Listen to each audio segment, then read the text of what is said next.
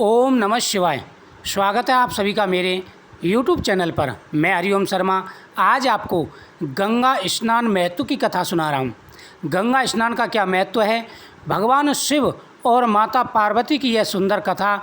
इस कथा के श्रवण मात्र से गंगा स्नान का फल प्राप्त हो जाता है और भगवान शिव और माता पार्वती का आशीर्वाद प्राप्त होता है, जिससे घर में सुख शांति धन्य धान्य बढ़ता है और भगवान शिव सदा ही कृपालु बने रहते हैं।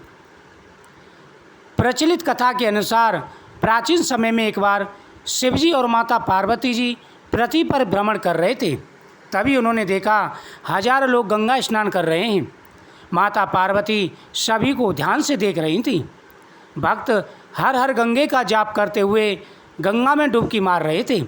माता पार्वती ने शिवजी से पूछा, सभी श्रद्धालु गंगा स्नान कर रहे हैं, लेकिन इस स्नान के बाद भी इनके पाप नष्ट नहीं होते, इनके जीवन के दुख दूर होते हैं। क्या गंगा में अब सामर्थ्य नहीं है जिससे भक्तों के पाप नष्ट हो सकें? भगवान शिवजी ने कहा कि देवी, गंगा में अब भी वही सामर्थ्य है, लेकिन इन लोगों ने गंगा में स्नान नहीं किया तो लाभ कैसे मिल सकता है? देवी ने कहा कि हमारे सामने सभी ने गंगा में स्नान किया है, अभी तो इनके शरीर भीगे हुए हैं।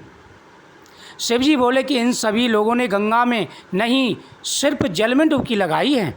इसका रहस्य मैं तुम्हें समझा देता हूँ। अगले दिन बहुत तेज़ बारिश हुई।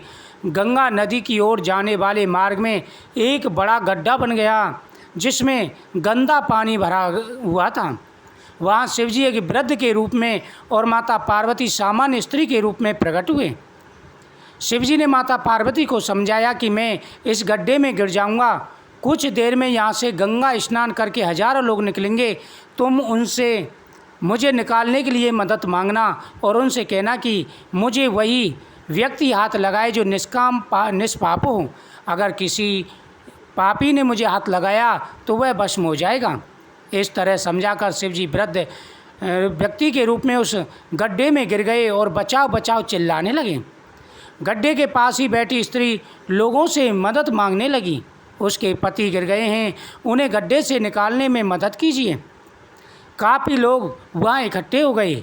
जब लोग वृद्ध को गड्ढे से निकालने के लिए बढ़ रहे थे तो स्त्री ने कहा, इन्हें वही व्यक्ति हाथ लगाएगा जो निष्पाप हो, वरना वह भस्म हो जाएगा।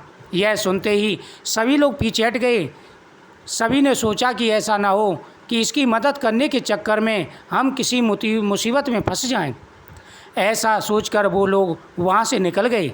गंगा स्नान करके लोग आ रहे थे, लेकिन कोई भी वृद्ध की मदद करने के लिए तैयार नहीं था। ऐसे ही शाम हो गई। तभी शिवजी ने पार्वती से कहा कि देखा, यहाँ ऐसा कोई नहीं जिसने आस्था और विश्वास के साथ गंगा में स्नान किया हो।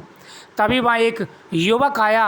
वह हर हर गंगे का जाप कर रहा था। उसने वृद्ध को गड्ढे में फंसा देखा। वह मदद करने के लिए आगे बढ़ा।